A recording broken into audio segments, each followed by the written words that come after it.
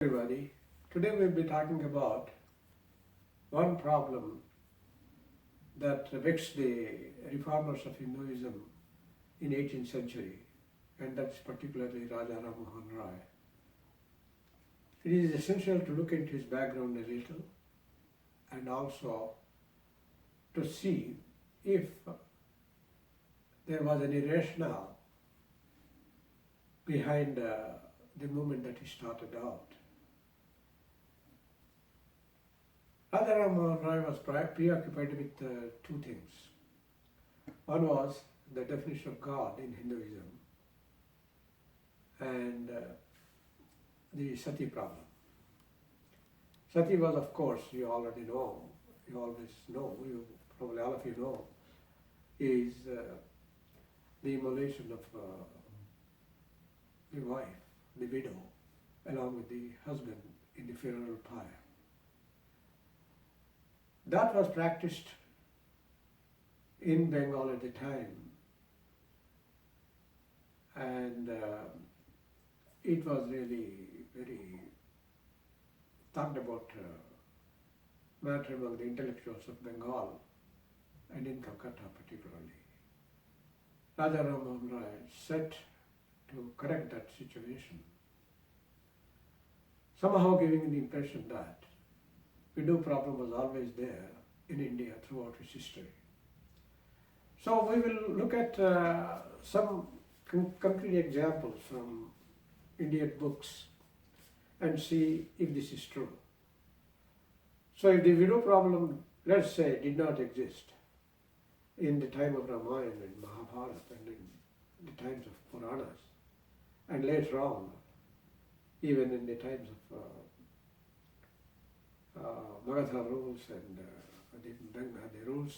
the rulers of Maurya Empire and other empires, and even in the modern times, how prevalent it was is a very important question to look at. So, Raja Ram Mohan Roy was brought up in a household with two parents. One of them, his mother, was a scholar in Sanskrit, and she taught him whatever she knew from Vedas, Upanishads, Ramayana and Mahabharata. And his father was more Laukika person, that is, he was more into dealing with people and making money, and he was not much of a spiritual person. So Raja Ram Mohan Roy lived with two opposite trainings that were prevalent in the house at the time. So apparently he could not really make up his mind from his childhood. And to compound this problem, when he was young, he went to school, a Persian school, where he was taught the Islam and the monotheism. So that affected him quite a bit. He was very vocal and was very particular about solving the problems as he saw. So he started with Brahma Samaj. Well, actually, Brahma Samaj was an offshoot of an organization he started. This looked into the situation of sati, and he, along with the help of the viceroy at the time, managed to outlaw sati. So this was one achievement that he had. And then the problem of the monotheism was at the core of the philosophy. And when he went to United Kingdom and died there, he was buried in a Christian cemetery, and the epitaph on his tomb says the following. A conscientious Raja Ram Mohan Roy, Bahadur, a conscientious and steadfast believer in the unity of the Godhead, he consecrated his life with entire devotion to the worship of the Divine Spirit alone, to great natural talents. He united through mastery of many languages and early distinguished himself as one of the greatest scholars of his day. His unwearied labors to promote the social, moral and physical condition of the people of India, his earnest endeavors to suppress idolatry and at the right of sati, and his constant zealous advocacy of whatever tended to advance the glory of God and the welfare of man, live in the grateful remembrance of his countrymen. This tablet records the sorrow and pride with which his memory is cherished by his descendants. He was born at Radhanagari in Bengal in 1774 and died at Bristol September 27, 1833. So the epitaph describes his life, his goals, his achievements in a nutshell. Now, this campaign somehow gave people started thinking that sati was always there in India. So I would like to go into some detail whether sati was really prevalent in the old India and how it was really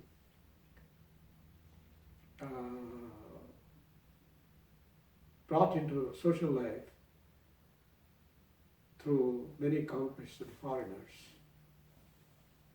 These are very important considerations we have to take into account. So let us just look at the sati problem in Ramayana, for example. When Dasharatha died, his three queens, Kausalya, Sumitra, and Kaikeyi, they did not commit sati. They lived long after the death of their husband. And so it is safe to assume that sati was not practiced in the time of Ramayana. And we cannot really extrapolate this practice to the whole time, the times of Ramayana. Now let's look at the times of Mahabharata. In Mahabharata, I will just go through 7 generations of widows who lived long after their husbands died. And there is no evidence of sati except in one case. So let's just look at 7 generations of Kuru dynasty. When Shantanu died, his wife Satyavati had 2 sons, and she lived to look after her sons. These 2 sons were Chitrangada and Vichitravirya. Chitrangada died, then Vichitravirya was left several bad habits, and they decided to marry him off. So Bhishma brought 2 girls from a Swayamvara, that is Ambika and Ambalika. So Vichitravirya married those 2. But then, since he was not really strictly a king type of person, he indulged himself, and then he died without progeny. Then Satyavati, who is still a widow, she asked Bhishma to forget about his oath and marry again. But Bhishma would not agree to that. So Satyavati asked her son Yasa to cohabit with Ambika and Ambalika and produce sons. So remember now, Ambika and Ambalika were both widows at the time because their husband Vichitravirya died. And so Dhritarashtra was born to Ambika and Panduraj was born to Ambalika. Now both of them thus were sons of two widows. And these two widows, Ambika and Ambalika, they stayed alive until Pandavas and Kauravas were about 16, 17 years old, and they decided to go to forest and do tapasya along with Satyavati. So these three widows, Satyavati, Ambika and Ambalika, they went to forest to do tapasya. They did not commit sati. Now let us just look at the next generation of the Kuru dynasty. The next generation, of course, is Pandura's two wives, Kunti and Madri. Panduraj had 5 sons, 3 from Kunti and 2 from Madri. And when he died, Madri committed sati along with her husband, but Kunti did not. So that shows that it was really not a compulsory thing to do, and it was not forced upon a woman or on a widow to commit sati along with her husband. Kunti lived for a very long time. She lived almost till the end. Then, when she died doing tapasya. She did not commit sati at all. Then the next generation is the wives of Kauravas, 100 Kauravas, Duryodhana and his brothers. These 100 widows, they did not commit sati. And their sister Dussala, who was married to Jayadraja, who died in the war, Dussala did not commit sati either. Therefore, we got 101 widows in the household of Dhritarashtra who lived for a very long time. They lived for 40, 50 years after the war. Thus, now we looked at 4 generations.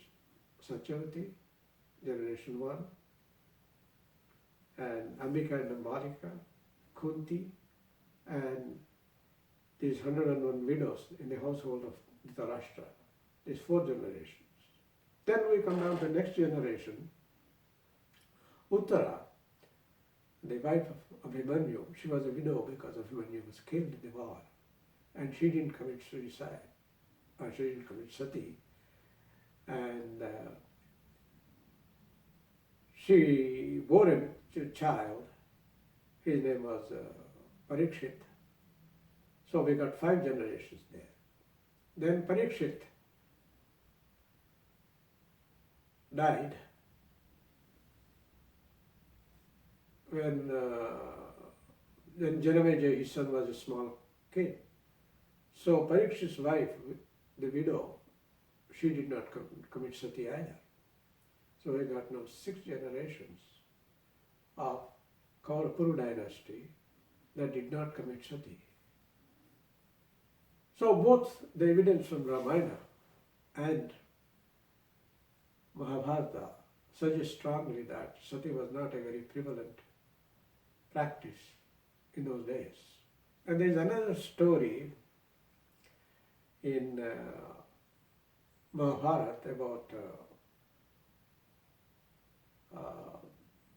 Savitri, whose husband Satyavan died. She did not commit sati at all. Instead, she argued with Yamadharmaraj, the god of death, until her husband's life was given to her. So Savitri's husband became alive, she did not commit sati either. So there are many, many examples like that in both Mahabharata and Ramayana, where the widows did not commit sati. Instead, either they married or they had children from other men, so on and so forth. And now there is a smriti called Parashar Smriti. It enshrines the rights of the widows to continue life and have share of the property. So when did this sati really come into practice and why? It looks more likely that the occupation of India by foreign forces forced the Hindu society to practice this sati. We know of many instances in history where a vanquished king had to, well, he was killed and then his wife was taken by the victor. So to stop that, especially in Rajasthan, Rajputana, the queens committed sati. That is, they did not really want to go to the harem of the Muslim king. Well, these are the facts, both prehistoric and historic. Somehow there is an idea in society that Hindus practice sati all their history. That's not true. Even in the modern times, we know widows who took over the charge of the kingdoms after the death of their husbands. And somehow, because of the invaders, this practice became more prevalent. And we should say that in addition to this foreign rule, there was also the society itself, some selfish elements in society who had a way of benefiting from the sati, they encouraged sati. But sati was not practiced everywhere in India. In South it was rarely practiced, and in the West also. Only in Bengal, somehow, that was very prevalent. So for Raja Ram Mohan Roy to claim any credit for removing this practice from Hindu society is rather self-serving, considering that the practice was not universal, or it's not from everywhere in India that it happened. Now Raja Ram Mohan Roy was also preoccupied with one God, monotheism. We today know that this concept of one God has led to many wars and led to genocide on a scale was unheard of. Christians killed almost 400 million people or more throughout their history, and Muslims killed equal number of people because they believed that their God was the only God. It's monotheism. And now we don't really know which of these three Abrahamic religious God is really a God. On the other hand, in Hinduism, this God concept was very alien. You look at Vedas, for example. In Vedas there is no God. What they have is Nirguna Brahman, And Upanishads, the same thing. Now, if you look at the 6 darshanas in Hinduism, 6 darshanas, they do not postulate existence of God in the same way that Abrahamic religions have. So, they have the concept of they have like an idea about Nirgun Brahman in Upanishads and of course in Mimamsa and in Vedanta. And then 4 of the 6 darshanas, they don't mention anything like Brahman or God. And the 5th darshana only mentions Ishvar, which was not really God. Thus, in Hinduism we have Sagun Brahman and Nirgun Brahman.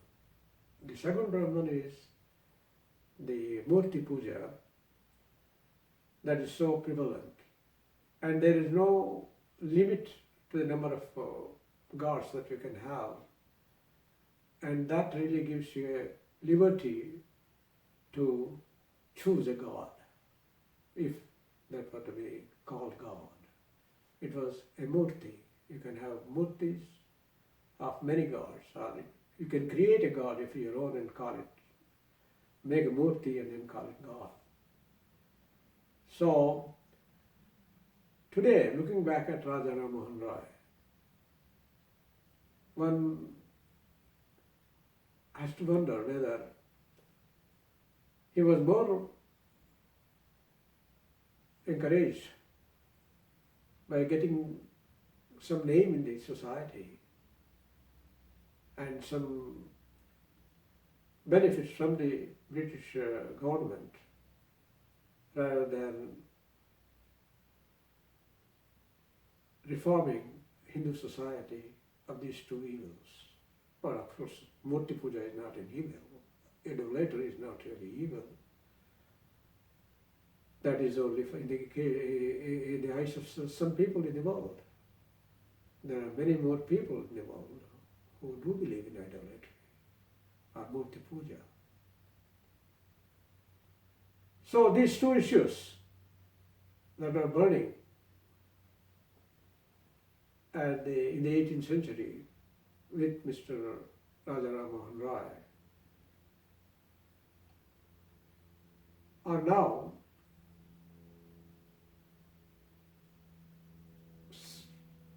closer to resolution once you accept murti puja or idolatry as an acceptable form of a model for God. Thank you.